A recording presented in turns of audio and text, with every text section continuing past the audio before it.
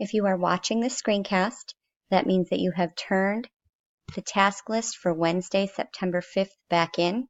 You have glued in the helping verbs and the family tree on the next 2 pages of your interactive notebook. You have completed the back of this paper with the correct answers, having watched the screencast from yesterday. Some of you skipped this step yesterday and went on to number 6. So you have a 0 for this assignment until it's done. So make sure you did that. And then you used that family tree and the story, the Greek creation story you read yesterday, and filled in the family tree.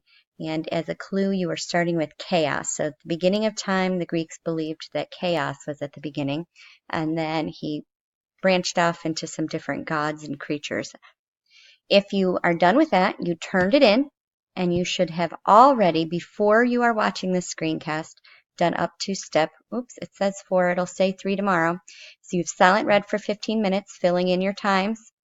You have studied your helping verbs. So I ask that you write down as many as you could from memory. What you didn't remember, you opened your notebook back to that page you glued in yesterday and finished copying them down, because by next Tuesday, you need to have all 24 memorized. This is the second memorization quiz based on some of the quizzes I've already graded for Mrs. Ryan. Some of you need to make sure that you're studying for next week. So what your big task of the day is working out of this Greek gods book that the sub gave you and working on some annotating of the story Zeus.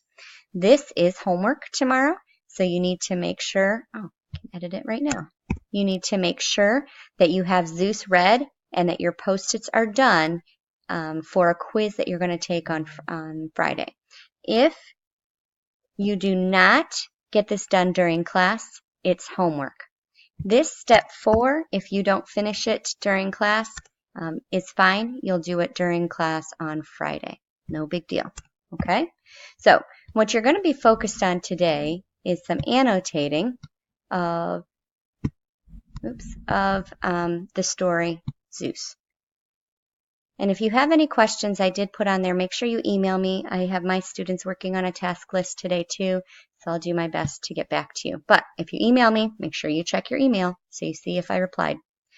So just a quick overview. You should have reviewed this already. I'm hoping you did with the sub, but if not, we want to know, why do we study Greek mythology? It's a set of stories that died out over 2,000 years ago. Nobody believes in these Greek gods anymore. So why are we in 7th grade spending time to study them?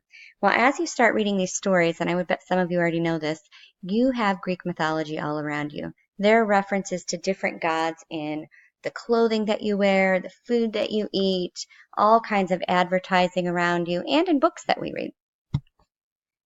So Greek mythology sets up what the ancient people believed in. They didn't have science, so they used these stories to explain, why does the sun rise? Why does the moon come out at night? Why are there little creatures that have 8 legs? They also used them to teach lessons.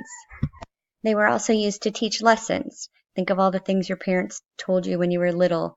I call them the lies we tell our children. My parents did the same to me to get me to, if you swallow your gum, it'll be in your stomach forever. If you swallow a watermelon seed, you'll grow a watermelon in your stomach. If you go swimming, or you can't go swimming for a half hour after you eat. So they use their myths to get kids to listen to them, to teach lessons, we think of themes that we read in stories, same kinds of things were done with myths.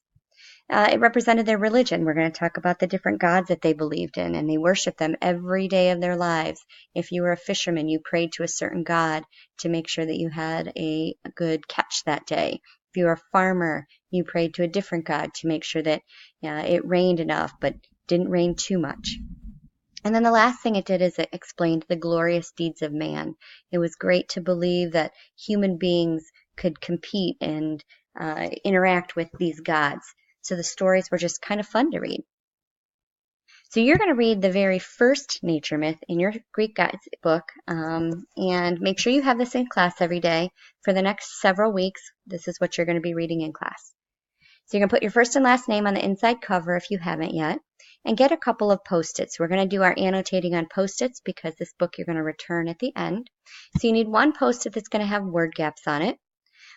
Based on the amount of work that I saw come in yesterday when there was a sub and some of the notes, I'm going to say you are doing this alone. You are not working with a partner today. We'll see how you do on your quiz tomorrow.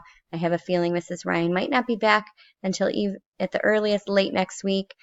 So based on the work quality that comes in over the next 2 days, maybe that can change for some of the future stories, but it's all up to you.